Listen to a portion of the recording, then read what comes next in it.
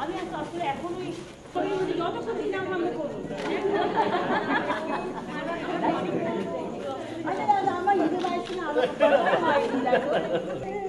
রূপলি শাড়ি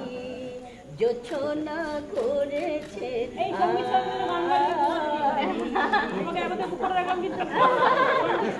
যেটা উদ্বোধন হয় সেটা তুমি কিন্তু গান গাইবে দাঁড়িয়ে দিয়েছে তারপরে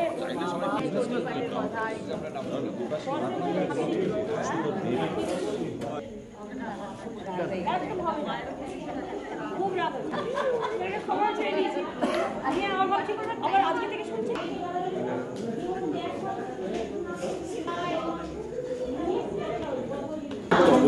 ফলাদাম সিদ্ধিকার দাঁড়িয়ে আছে এটা তো ভয়ের একটা এরকম যন্ত্র